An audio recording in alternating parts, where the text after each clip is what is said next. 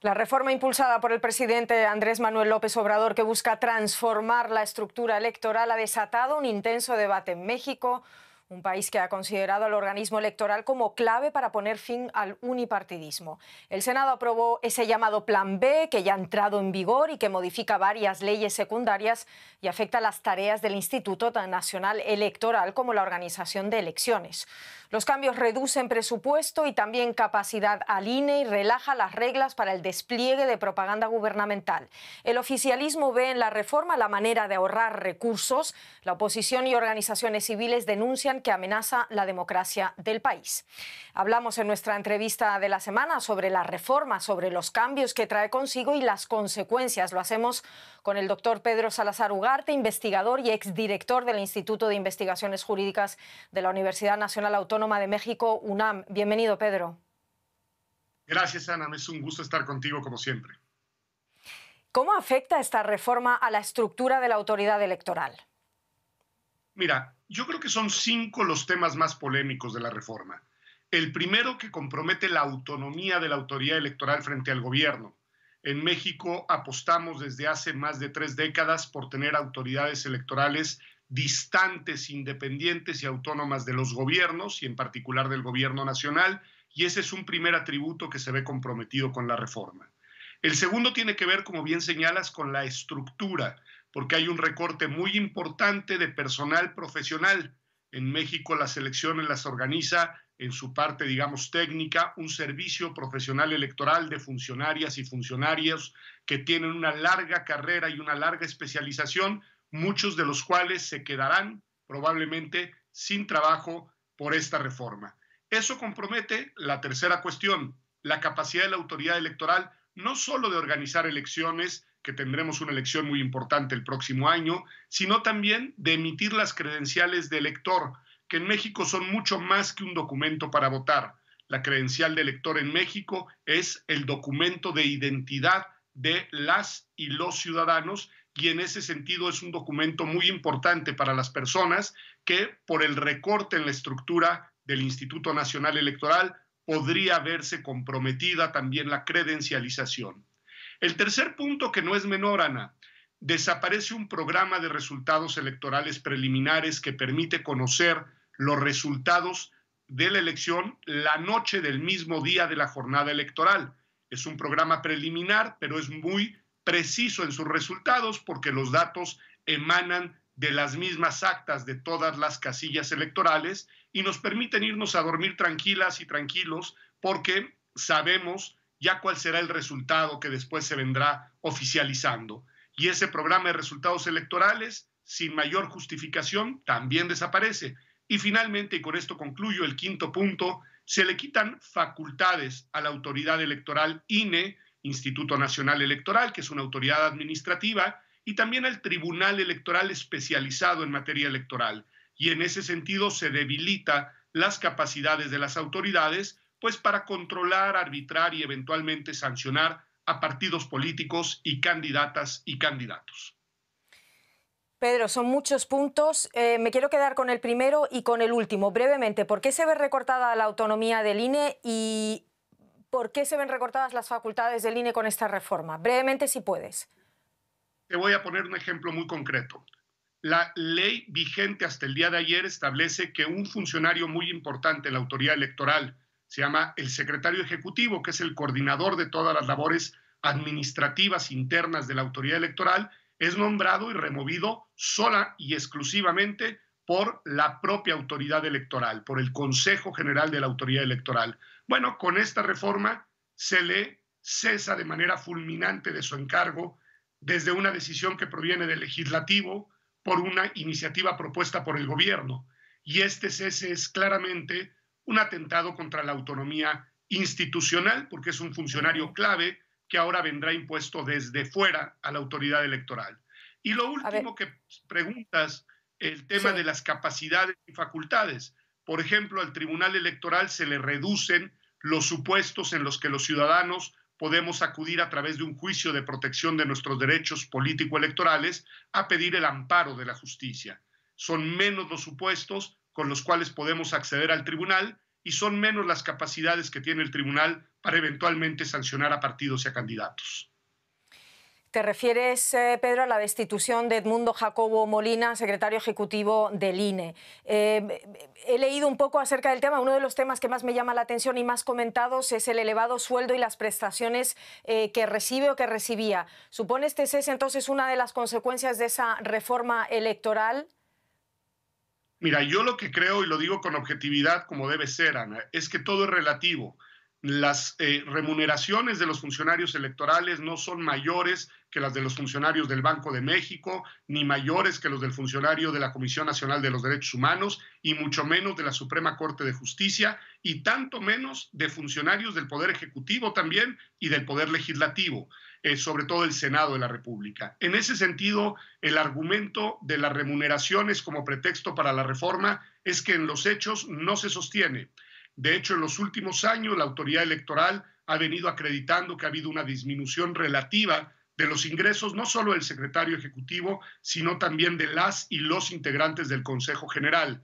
Es decir, ese es un argumento más político que técnico, que objetivo, que numérico, y en ese sentido, esa no es la razón. La razón de la remoción de un funcionario que lleva además más de una década en ese cargo, pues es una razón de carácter político que, insisto, a juicio de la propia autoridad electoral, merma su autonomía porque conculca la capacidad de la autoridad electoral para elegir de motu propio quién es la persona encargada de la Secretaría Ejecutiva Institucional. Vamos a ver, me gustaría quedarme un poco con ese punto. Pedro Morena, el partido del Gobierno defiende que esos cambios suponen un ahorro y un buen ahorro. López Obrador, no solo él, comenta que el organismo electoral es uno de los más caros del mundo. Por eso dice que hay que adelgazar el Instituto Nacional Electoral, principalmente en la organización de elecciones. ¿Son los procesos electorales en México, Pedro, largos, sobreregulados y caros?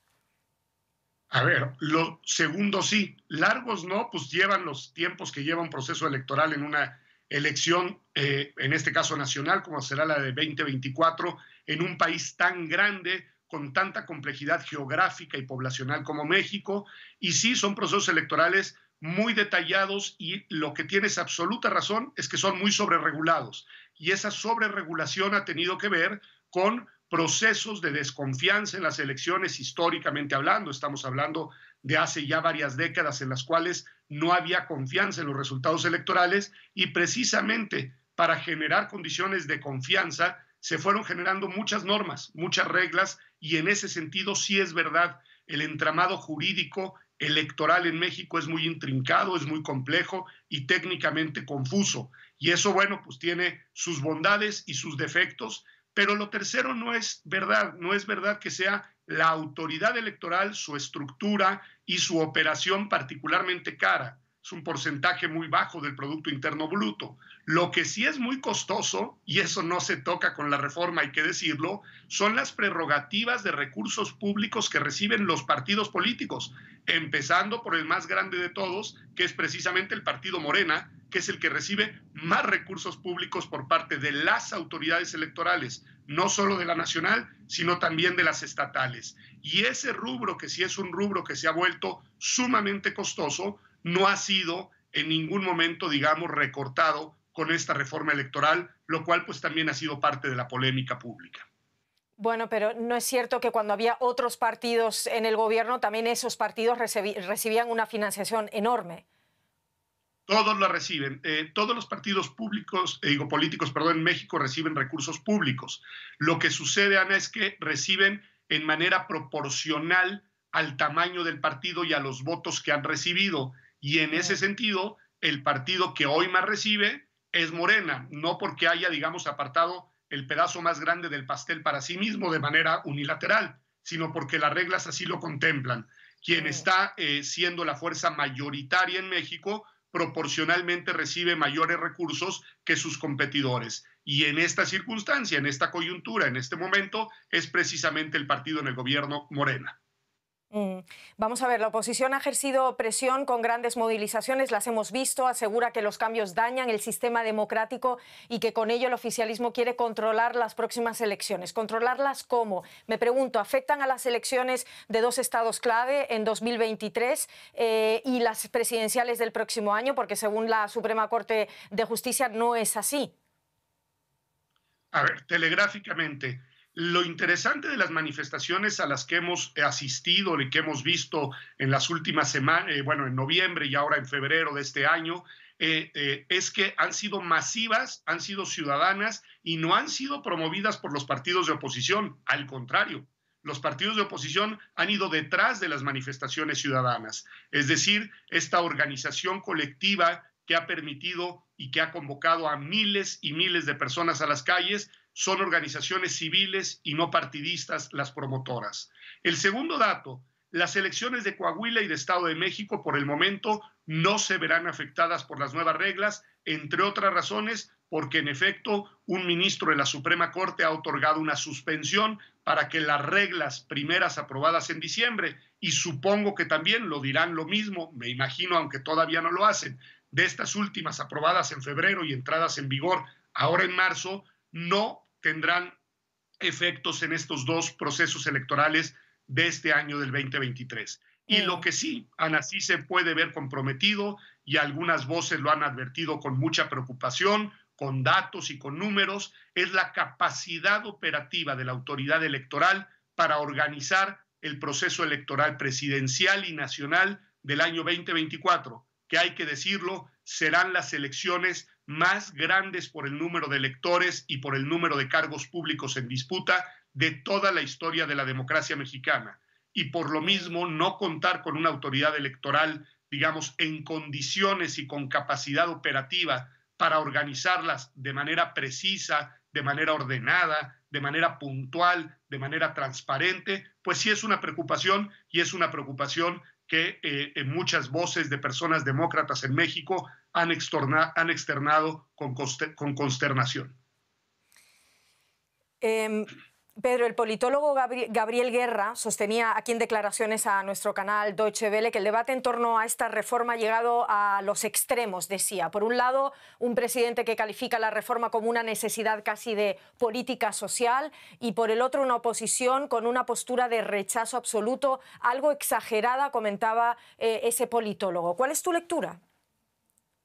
Bueno, la verdad es que sí es cierto que no solamente en el tema electoral en general, y no solo en México, hay que decirlo, pero los índices de polarización política en el país son muy altos. Y eso ha hecho que gran parte del debate público, lamentablemente, se haya vuelto una cuestión de blancos y negros, de todo o nada, lo cual creo que no ayuda, digamos, a la deliberación democrática y no contribuye al entendimiento de los problemas nacionales. Y en el tema electoral no es la excepción. En efecto, el gobierno se ha empecinado en impulsar su reforma, lo intentó primero reformando la Constitución y no lo logró porque no tuvo los números para hacerlo, y ahora aprueba este paquete legislativo que, a juicio de muchas voces, tiene además muchos problemas y vicios de inconstitucionalidad, y por lo mismo será disputado y debatido en tribunales. Y por el otro lado, tienes razón, las voces críticas a la reforma no se han detenido a pensar también que algunos ajustes al entramado electoral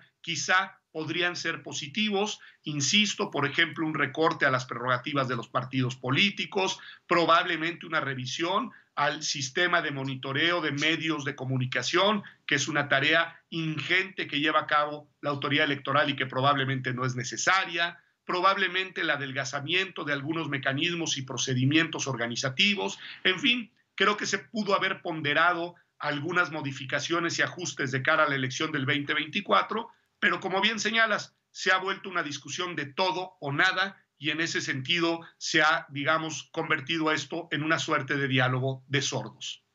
Pedro, me gustaría hacerte muchísimas preguntas más, pero no tenemos tiempo. Pero una sí te la quiero hacer. ¿Qué interés puede tener López Obrador en esta reforma cuando ni siquiera puede ser reelegido en esas presidenciales de 2024? Y su partido Morena, de momento, según los sondeos, es favorito, tanto para las elecciones de este año como para las presidenciales del próximo. ¿Qué interés puede tener? Brevemente, si puedes. Bueno, primero para una de las de este año, porque Coahuila está muy disputado, hay que decirlo. Al parecer en Estado de México sí lleva preferencia. Bueno, también sabemos que en las elecciones intermedias del 2021 no obtuvieron los resultados que pensaban que iban a obtener. No hay que olvidar que la popularidad del señor presidente es indiscutible y es muy alta, pero es del señor presidente, no necesariamente es la popularidad de su partido político a la hora de las contiendas electorales.